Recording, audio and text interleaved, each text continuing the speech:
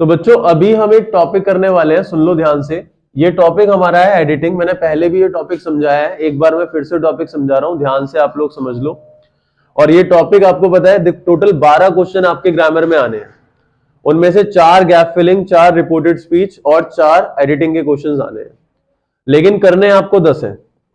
तो अगर आप लोगों को एडिटिंग बहुत अच्छे से आता है तो एडिटिंग के 4 कर दो, रिपोर्टेड स्पीच बहुत अच्छे से आता है तो रिपोर्टेड स्पीच के 4 कर दो, गैप फिलिंग अच्छे से आता है तो उसके 4 कर दो। मेरे हिसाब से आप लोग रिपोर्टेड स्पीच और गैप फिलिंग के 4-4 करो तो ज्यादा सही रहेगा। एडिटिंग बहुत ब्रॉड टॉपिक हो जाता है, उसमें ग्रामर का कोई भी पोर्शन है उसमें एरर आ सकता है, लेकिन रिपोर्टेड स्पीच पूरा का पूरा रूल्स पे बेस्ड है, वहां ज्यादा एक्यूरेसी हो सकती है। उसी जगह गैप फिलिंग में मतलब आसान रहता है comparatively, change of verb, form of verb, ये सब। लेकिन अगर किसी को एडिटिंग भी 4 करने हैं तो वो कर सकता है। तो एडिटिंग में क्या होता है सभी लोगों को पता है, हमें एक पैराग्राफ गिवन होता है और उस पैराग्राफ के अंदर कोई गलती होती है और हमें क्या करना है, उसको ठीक करना है। तो editing is all about what? Editing is all about, it is the rectification, it is the rectification of errors in a paragraph. एक पैराग्राफ में हमारे एरर्स को रेक्टिफाई करना होता है, ठीक है। अब समझो बच्चों, जब हम एरर्स को रेक्टिफाई करने की बात करते हैं तो हमें यह पता होना चाहिए कि एरर है कहां पे। तो हमारी 5 चीजें होती हैं जहां जहां पे एरर हमारा होता है, मैंने बताया था पहले भी। तो हमारा एरर हो सकता है जैसे कि हेल्पिंग वर्ब में हमारा एरर हो सकता है, सेंटेंस में वर्ब में एरर होता है, इसके अलावा डिटरमिनर में एरर हो सकता है, इसके अलावा प्रेपोजिशन में एरर हो सकता है, और last but not the least conjunction में एरर हो सकता है। मतलब ये मान लो कि अगर एडिटिंग में मिस्टेक हो रही है तो 95% चांसेस ये हैं कि इन्हीं 5 चीजों में एरर होता है, इसके अलावा भी कुछ चीजों में एरर हो सकता है। अब मैं कुछ एक्स्ट्रा बातें भी बताऊंगा, इसीलिए ध्यान से सुन लो जो मैंने पहले नहीं बताई है।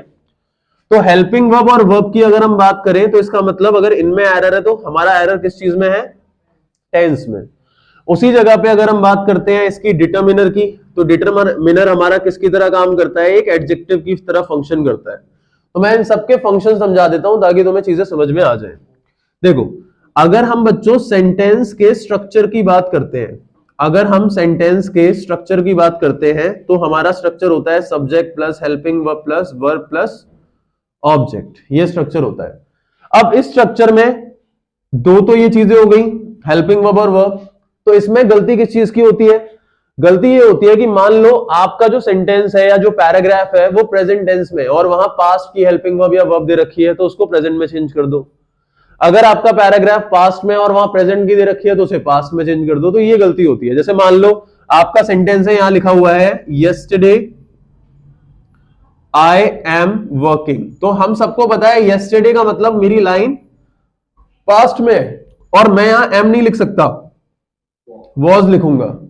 एक गलती ये भी हो जाती है कि भाई टेंस पास्ट है और पास्ट में ही दे रखा है, पर हमारा हेल्पिंग वर्ब जो है उसका रिलेशन जो होता है सब्जेक्ट के साथ वो क्या है? जैसे पास्ट में वॉज भी आता है, वर्ब भी आता है, प्रेजेंट में इज, एम, आर तीनों आता है। तो इज किसके साथ लगता है, एम किसके साथ लगता है, आर किसके साथ लगता है, ये पता होना चाहिए। जैसे मान लो यहां यस्टरडे के साथ पास्ट की हेल्पिंग वर्ब भी आ रही होती, पर आ क्या रहा होता? वर आ रहा होता। तो मुझे पता है भाई आई के साथ वर तो नहीं आ सकता, आई के साथ क्या आएगा? वॉज आएगा। तो हेल्पिंग वर्ब में गलती हो सकती है, फिर वर्ब में गलती हो सकती है। अब वर्ब में क्या गलती होती है? जिस तरीके से हेल्पिंग वर्ब टेंस के हिसाब से होगी, फिर सब्जेक्ट के हिसाब से होगी, उसी तरीके से जो वर्ब होगी वो भी हेल्पिंग वर्ब के हिसाब से होगी। जैसे अगर इज एम आर आ रहा है तो is am are continuous tense में आता है, वहां आईएनजी वाली वर्ब लगेगी। हैजव आ रहा है तो हैजव परफेक्ट टेंस में आ रहा है, वहां हैजव के साथ वर्ब की थर्ड फॉर्म लगेगी। अगर कैन आ रहा है तो कैन के साथ वर्ब की फर्स्ट फॉर्म लगेगी। मतलब जो भी हेल्पिंग वर्ब आ रही है उसके हिसाब से हमारी फॉर्म ऑफ वर्ब रहेगी। तो अगर पैसिव वॉइस आ रहा है तो वहां इज एम आर के साथ वर्ब की थर्ड फॉर्म लगती है, वॉज वर के साथ वर्ब की थर्ड फॉर्म लगती है। तो हमें यह पता होना चाहिए कौन सी हेल्पिंग वर्ब के साथ कौन से टेंस में कौन सी वर्ब हमारी लगती है। तो मेनली हेल्पिंग वर्ब की ये मिस्टेक होती है। फिर डिटरमिनर की बात करते हैं। तो डिटरमिनर क्या होता है? देखो, ऑब्जेक्ट हमारा जो बच्चों ये आता है, ये ऑब्जेक्ट या तो नाउन होता है या फिर ये प्रोनाउन होता है। नाउन मतलब कोई भी प्लेस, कोई पर्सन, कोई थिंग, कोई एनिमल। तो जब भी कोई नाउन आ रहा होगा, अगर वो प्लूरल नाउन है तो प्लूरल नाउन के साथ प्लूरल डिटरमिनर लगेगा। सिंगुलर नाउन के साथ सिंगुलर डिटर्मिनर लगेगा, अगर अनकाउंटेबल नाउन है तो अनकाउंटेबल डिटर्मिनर लगेगा। एग्जाम्पल के लिए मैं समझा देता हूं, जैसे यहां बॉल्स लिखा हुआ है, अब बॉल्स के साथ क्या दे रखा है आपको, मच दे रखा है, तो ये गलत हो गया। क्यों? क्योंकि मच एक अनकाउंटेबल डिटर्मिनर होता है जो अनकाउंटेबल नाउन के साथ लगता है, और बॉल्स एक प्लूरल नाउन है, काउंटेबल है, अनकाउंटेबल नहीं है। तो यहां पे मच की जगह क्या आना चाहिए, मैनी। सम आ सकता है, क्लियर? वो तो डिपेंड करेगा कॉन्टेक्स्ट के ऊपर कि कॉन्टेक्स्ट में क्या है, क्लियर? तो डिटर्मिनर की गलती हो सकती है कि भाई नाउन के हिसाब से जो डिटर्मिनर आ रहा है वो गलत हो। जैसे ज्यादातर केसेस में ए और अन की गलती हो जाती है। क्या गलती हो जाती है? जैसे यहां पे लिखा हुआ है ऑनेस्ट मैन, अब ऑनेस्ट मैन में बच्चे क्या करते हैं, एच आ रहा है तो उसे ए लगे रहने देते हैं, लेकिन ऑनेस्ट मैन में हमारा साउंड ओ का आ रहा है जो कि वॉल साउंड है, तो वॉल साउंड के अंदर हम ए नहीं लगाते हैं, हम वॉल साउंड के अंदर एन लगाते हैं, तो ये एन ऑनेस्ट मैन होना चाहिए। समझ में आ रही है बात? तो कहने का मतलब डिटर्मिनर की गलती क्या होती है भाई, नाउन के साथ जो आ रहा है डिटर्मिनर, क्योंकि डिटर्मिनर का काम नाउन को ही क्वालिफाई करना होता है, तो वो डिटर्मिनर के साथ मैच होना चाहिए। चौथी चीज है प्रीपोजिशन। तो प्रीपोजिशन क्या होता है, ये वर्ब और ऑब्जेक्ट के बीच में हमारी प्रीपोजिशन लगती है, जैसे कि in, on, at, to, for, about, बहुत सारी प्रीपोजिशंस है, तो वो सुटेबल होनी चाहिए। जैसे टू की अगर हम बात करें तो जब हम एक जगह से दूसरी जगह ट्रैवल कर रहे होते हैं तो हम टू लगाते हैं। उसी जगह अगर हम किसी बड़ी प्लेस की बात करते हैं तो हम इन लगाते हैं। अगर हम कोई स्पेसिफिक प्लेस की बात करते हैं तो हम एट लगाते हैं। अगर हम ईयर की बात करते हैं तो इन लगाते हैं, मंथ की बात करते हैं इन लगाते हैं, एक एग्जैक्ट टाइम की बात करते हैं तो एट लगाते हैं, डेट की बात करते हैं, डे की बात करते हैं तो ऑन लगाते हैं, पीरियड ऑफ टाइम की बात करते हैं तो फॉर लगाते हैं, पॉइंट ऑफ टाइम की बात करते हैं तो सिंस लगाते हैं। तो ये सारी चीजें पता होनी चाहिए। मतलब एडिटिंग का टॉपिक एक ऐसा टॉपिक है बच्चों जो बहुत ब्रॉड टॉपिक है, अगर आपको सारी चीजों की बहुत अच्छी नॉलेज है तो जाके आप एडिटिंग को कर सकते हो। तो मेरा मानना है रिपोर्टेड स्पीच को बहुत अच्छे से कर लो। क्यों? क्योंकि reported speech a limited set of rules पे अप्लाई करेगा और वहां पे आप लोगों की गलती होने के चांसेस बहुत ही मिनिमल हो जाएंगे अगर आप लोगों ने अच्छे से प्रैक्टिस करी है। तो जो रोज मैं प्रैक्टिस पेपर भेज रहा हूं, मैं देख रहा हूं ज्यादातर बच्चे वो सेंड नहीं कर रहे हैं, तो वो बच्चे निहायत ही बेवकूफ किस्म के बच्चे हैं जो लोग टाइम नहीं निकाल रहे हैं और पेपर्स को सॉल्व करके नहीं भेज रहे हैं। क्योंकि टीचर रोज मॉर्निंग में उठ के टाइम निकाल लेता है आधा घंटा पेपर बनाने के लिए, लेकिन बच्चा आधा घंटा टाइम नहीं निकाल पा रहा उसको सॉल्व करने के लिए। जो प्रैक्टिस पेपर है उसको सॉल्व करो डेली बेसिस पे, तब जाके आपका रीडिंग और ग्रामर बहुत स्ट्रांग हो जाएगा। अगर डेली बेसिस पे सॉल्व करा ना, 30 में से मैंने बोला था 25 से ऊपर मार्क्स आने ही आने हैं। चल रही है वीडियो? चल ठीक है, ओके। तो 30 में से 25 मार्क्स आने ही आने, ओके। इसके अलावा कंजंक्शन की गलती हो सकती है, मतलब दो सेंटेंसेस के बीच में जो वर्ड आता है जो दो सेंटेंसेस को आपस में जोड़ता है, इसमें मैं दो कंजंक्शन की बात, दो कनेक्टर की बात कर देता हूं, वो ध्यान रखना, उसकी गलती कई बार आती है। क्या गलती आती है? एक होता है बच्चों हु और एक होता है विच, ठीक है। हु का इस्तेमाल हम करते हैं किसी लिविंग पर्सन के लिए और उसी जगह विच का इस्तेमाल हम करते हैं किसी नॉन लिविंग थिंग के लिए। जैसे ध्यान से देखो, मैंने बोला मेरा एक दोस्त है जो बहुत अमीर है, सेंटेंस में आ रखा है आई have a friend which is very rich, तो बहुत गलत हो गया। क्यों? क्योंकि भाई विच नॉन लिविंग के लिए आता है, मैं दोस्त की बात कर रहा हूं तो यहां हु लगेगा, है ना। मैंने बोला I have a pen which is very costly, तो ये ठीक है, लेकिन I have a pen who is very costly, ये गलत है, क्योंकि हु पर्सन के लिए आता है, पेन के लिए नहीं आएगा। तो ये आपको पता होना चाहिए। अब ये जो गलतियां हैं हेल्पिंग वर्ब और वर्ब, आप ये मान के चलो कि अगर आपके 4 क्वेश्चंस आएंगे ना एडिटिंग के, तो उसमें से कम 1 से 2 क्वेश्चन ऐसे होंगे जहां गलती हेल्पिंग वर्ब या वर्ब की हो रही होगी। मैंने आपको क्या बोला? 4 रिपोर्टेड स्पीच के क्वेश्चन कर लेना, 4 गैप फिलिंग के कर लेना, 4 एडिटिंग के आएंगे तो 2 एडिटिंग के करना, और उन 2 में से भी 1 से 2 हेल्पिंग वर्ब और वर्ब की गलती वाले आएंगे। प्रीपोजिशन, डिटर्मिनर, कंजंक्शन, इनके अंदर डिटर्मिनर जो है ना, उसके कुछ डिटर्मिनर्स की गलतियां कॉमन है जो आती हैं और वो आप अच्छे से कर सकते हो कि भाई ये डिटर्मिनर का यूज ये है। लेकिन हेल्पिंग वर्ब और वर्ब इसके कुछ लिमिटेड रूल्स होते हैं, अगर मुझे वो पता चल गए तो बहुत आसानी से वो हो जाएगा। तो वो मैं समझा देता हूं, ध्यान देना। देखो बच्चों, हमेशा ध्यान रखो, सबसे पहले हम बात करते हैं हेल्पिंग वर्ब्स की। तो आपको यह पता होना चाहिए कि प्रेजेंट में कौन सी हेल्पिंग वर्ब्स आती हैं और पास्ट में कौन सी हेल्पिंग वर्ब्स आती है। जैसे प्रेजेंट में इज एम आर आता है, प्रेजेंट में हैज हैव आता है, प्रेजेंट में हैज हैव प्लस बीन आता है, फिर प्रेजेंट में डू या डज आता है, प्रेजेंट के अंदर कैन आता है, प्रेजेंट के अंदर मे आता है। अब फ्यूचर में विल या शैल आता है, फ्यूचर में विल या शैल आता है, लेकिन प्रेजेंट में जब हम फ्यूचर की बात करते हैं तो हमारा विल या शैल आता है। जैसे अगर मैं अभी प्रेजेंट में बोलूं कि कल मैं क्लास नहीं लूंगा, I want conduct class today, तो वहां पे मैं विल का इस्तेमाल करूंगा, ठीक है। इसी जगह इसका इज़-एम-आर का पास्ट ऑल्टरनेटिव क्या होता है, वाज वर।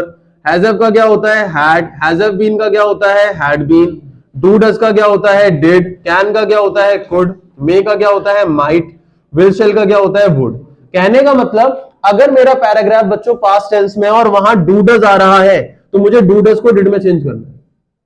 पैराग्राफ पास्ट में है, वहां हैज हैव आ रहा है तो हैज हैव को हैड में चेंज करना है। अगर मान लो पैराग्राफ प्रेजेंट का है, प्रेजेंट की हेल्पिंग वर्ब आ रही है, पास्ट का है, पास्ट की हेल्पिंग वर्ब आ रही है, तो उसके साथ में वर्ब का भी ध्यान रखना है। जैसे इज़-एम-आर वाज वर के साथ फर्स्ट फॉर्म प्लस आईएनजी आएगी, हैज हैव हैड के साथ third form, has have been had been के साथ वर्ब की first form plus ING, do does did के बाद हमेशा नॉट के बाद वर्ब की फर्स्ट फॉर्म आती है, कैन कुड के साथ फर्स्ट फॉर्म, मे माइट के साथ first form, will shell would के साथ वर्ब की फर्स्ट फॉर्म।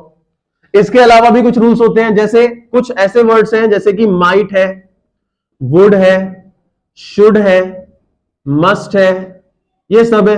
इन सब के साथ अगर हैव लग गया तो वर्ब की थर्ड फॉर्म आती है। इसके अलावा एक रूल और होता है, वो रूल कौन सा है आपका, वो रूल है पैसिव वॉइस का। पैसिव वॉइस कौन से सेंटेंसेस होते हैं, मैंने एक बार बताया था, ऐसा भी कोई सेंटेंस जहां पे सब्जेक्ट नहीं आ रहा स्टार्टिंग में, उसको हम पैसिव वॉइस कहते हैं। जैसे मान लो मैंने यहां पे लिखा कि काम पूरा हो गया, द वर्क इज डन। अब यहां पे किसने काम पूरा किया ये गिवन नहीं है, तो ये सेंटेंस पैसिव वॉइस है, क्योंकि सब्जेक्ट वो होता है जो काम को करे, वो गिवन नहीं है यहां पे। तो अभी मैंने लिखवाया इज़-एम-आर के साथ आईएनजी आता है, लेकिन यहां पे क्या हो रहा है, इज के साथ डन आ रहा है जो कि वर्ब की थर्ड फॉर्म है। क्यों, क्योंकि पैसिव वॉइस में ध्यान रखना, पैसिव वॉइस में इज, एम, आर, वॉज, वर और विल बी, शैल बी, इन सब के साथ वर्ब की थर्ड फॉर्म आएगी। नॉर्मल सेंटेंस जहां सब्जेक्ट आगे आ रहा हो वहां इनके साथ आईएनजी आएगा, लेकिन इन सब के साथ पैसिव वॉइस में क्या आ जाता है, वर्ब की थर्ड फॉर्म आ जाती है। ऐसे ही कुछ रूल्स और होते हैं आप लोगों के, जैसे अगर can, should, would, might, may, must, इन सब के साथ में बी आ जाता है तो वर्ब की थर्ड फॉर्म आएगी। फिर आपको क्या पता होना चाहिए कि वॉज नेमी शीट सिंगुलर आई के साथ लगता है, were we you they plural के साथ लगता है, हैज नेमी शीट singular, have I we you they plural, am I के साथ इज नेमी शीट singular, are we you they plural, ऐसे ही do I we you they plural, does नेमी शीट सिंगुलर। ये सारी की सारी चीजें आपको पता होनी चाहिए। जब सारी चीजें आप लोगों को पता होती हैं तब जाके ये क्वेश्चन हमारा अच्छे से होता है। तो अभी कुछ क्वेश्चंस करके देखते हैं। तो बच्चों कुछ क्वेश्चंस देख लो एक बार, 3 क्वेश्चन आप लोगों के सामने है। पहला क्वेश्चन ये है, make yourself comma your family and your city secure of corona. देखो बच्चों, ये ऑफ जो होता है ना, बातें नहीं, ये जो ऑफ होता है इसका इस्तेमाल ना ज्यादातर 2 नाउन के बीच में रिलेशन को शो करने के लिए किया जाता है। जैसे मैंने बोला the brother of my friend, मैंने बोला the car of my uncle, तो यहां पे 2 लोगों के बीच में पोसेशन शो हो रहा है, मतलब रिलेशन शो हो रहा है। अब आप एक बात बताओ, कोरोना से सिक्योर करना है तो यहां 2 चीजों के बीच में रिलेशन कोई नहीं है, हम उससे प्रोटेक्ट कर रहे हैं, प्रोटेक्शन के सेंस में आ रहा है, तो ऑब्वियसली यहां ऑफ नहीं आना चाहिए, क्या आना चाहिए, फ्रॉम आना चाहिए। दूसरा क्वेश्चन है, the roof and the back side, please keep quiet, the roof and the back side of the bus was blown away. भाई 2 चीजें ब्लो हुई है, एक है रूफ ब्लो हुआ है, दूसरा जो है उसकी बैक साइड ब्लो हुई है, 2 चीजें हैं। तो 2 चीजें अगर ब्लो हुई हैं तो उसके लिए मैं पास्ट में वॉज नहीं लगाऊंगा, वर लगाऊंगा, तो यहां वर आएगा। तीसरा है, help cater to the portable water need of the ever growing population, तो यहां पे जो ऑफ है उसकी जगह क्या आएगा, फॉर आएगा। तो help cater to the portable water need for the ever growing population, क्योंकि यहां पे need of the ever growing population नहीं है, बट कहीं ना कहीं यहां पे हम बात कर रहे हैं नीड फॉर, मतलब उनके लिए जो नीड है उसके सेंस में हम बात कर रहे हैं। It means in favour of someone. अगर मैं फॉर की बात करता हूं, it is in favour of someone, ठीक है। तो ये हमारा आंसर होगा।